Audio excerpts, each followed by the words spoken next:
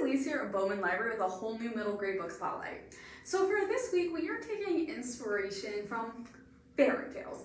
That's right, we are exploring books that have been inspired, retold, fairy tales. And what I love about this theme is it takes a fairy tale, which you may know or maybe one you don't know, but it takes this traditional story and it twists it, turns it on its head, or reimagines it, flips the characters, all different things, to kind of give you a whole new different point of view or outlook that might change one way or the other, maybe positive or negative, about that fairy tale. So we have 6 amazing stories we're going to look at, so let's get started.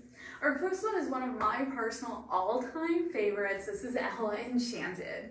Now when Ella is born, she is blessed with the gift of obedience, meaning that if she is given an order, or a command, she has to do what she has been told, no matter what it is. She's not given a say, like her body compels her to do this.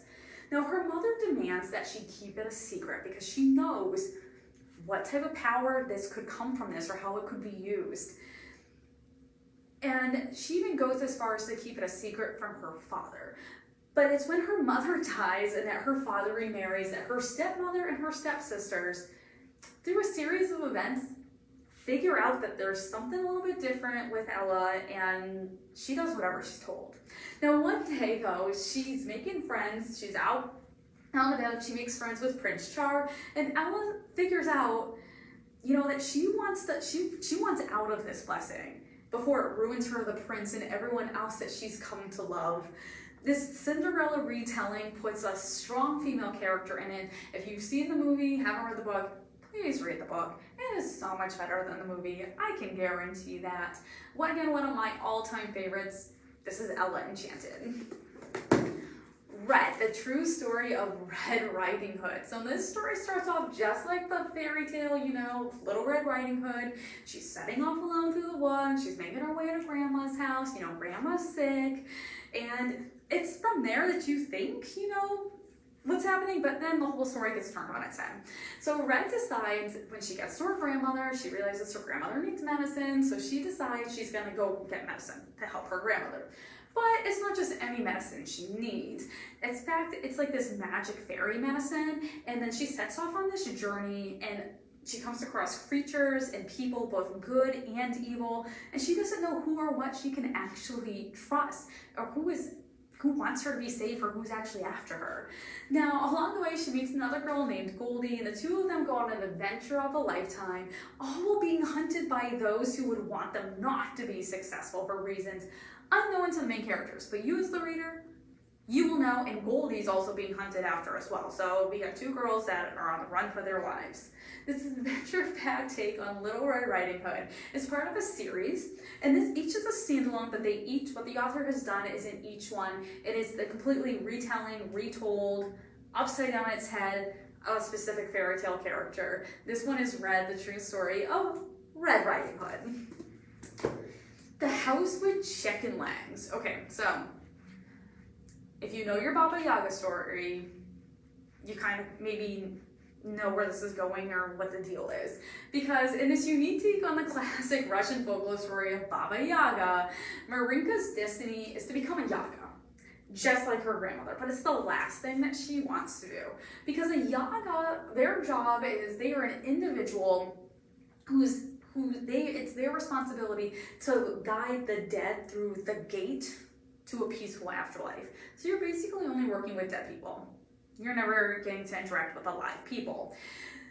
The other thing Marinka hates, maybe even more than the fact that she doesn't want to become a Yaga, is the fact that she lives with her grandmother and the house they live in has chicken legs. And it's constantly on the move because that's part of the job of being a Yaga. You have to move to where you need to be, where the work is.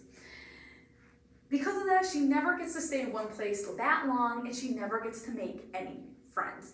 It's when Marinka decides that she is going to make a human friend anyway, even though it's basically kind of against the rules, that there start to be consequences that no one ever could have considered, some of which be permanent and devastating. You will find yourself sympathizing with Marinka, but then also wondering, how can it be that one choice can literally change everything for good? This is The House with Chicken Legs.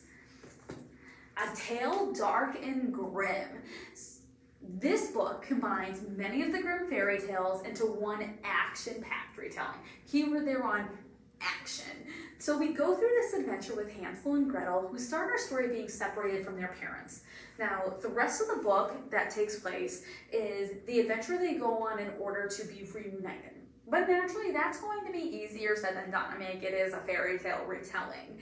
So along the way, they encounter dragons, there's evil kings, there's magicians, there's bakers who want to eat them, and so many more. They are all inspired by the different Grimm fairy tales, many of which we have never, probably ever heard of before, but they do exist, especially over in Germany. This is the first in a trilogy. I will tell you, it is not for the faint of heart, because the actual Grimm fairy tales are not as kind and sweet as what we make them over here. There are some pretty gruesome scenes in this book inspired by said Grimm fairy tales. So depending on how your squeamish level, some of it might be a little iffy, but I will tell you, if you like some action, get past the squeam, you will totally love this one. This is a tale dark and grim. Mighty Jack. So in this graphic novel inspired by the classic fairy tale of Jack and the Beanstalk, I can guarantee you this, there is nothing classic about this version or this story. So Jack finds himself at the flea market with his sister Maddie. She's autistic, she never speaks. Jack is doing his best to take care of her, and it's there that they're walking through the flea market and they come up to this booth that's being manned by this old man. And all of a sudden, Maddie just starts talking, right? And like Jack is like stunned. Like, this usually doesn't happen. It's there that she's at this booth, she starts talking, and she convinces Jack to trade the family car for a packet of seeds that this old man is selling. Okay, so we're trading a car for some seeds. When Jack agrees to it, he brings the seeds home, he plants the seeds in their garden, and all of a sudden the strangest and craziest stuff starts growing. And not only does this stuff growing, all of a sudden there is some danger, and the danger there also starts growing as well. So deciding the only thing the only possible solution to all this is to destroy the garden, Jack does not realize that his sister Maddie has kept one of the seeds.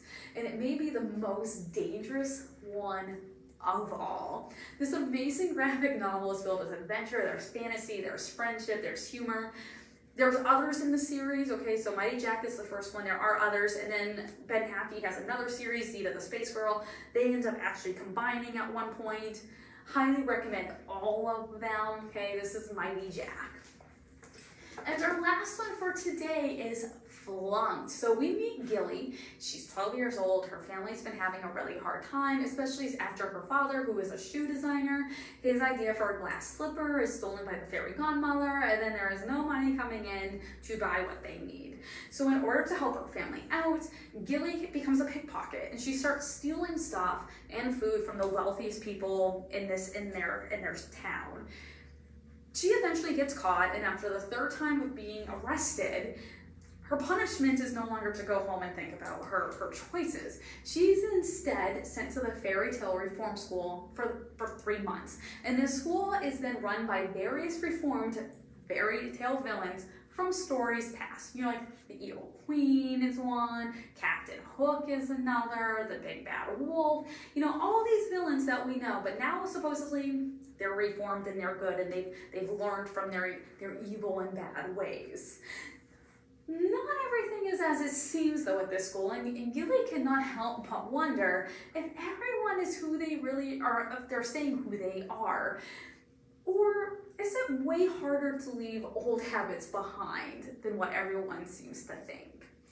Now, when she starts sniffing out plans for an assassination attempt against some of the other fairy tale students here, like Cinderella, Snow White, you know, those types of students, it will be up to Gilly to stop everything, but first she needs to get the others to believe her, which is already a huge hurdle. This You Will Get fairy tale characters reimagined is the first in the series. I will tell you, there's numerous books in this series. You do need to read them in order, though, in order to understand the plot. This is the first one, this is Flunked.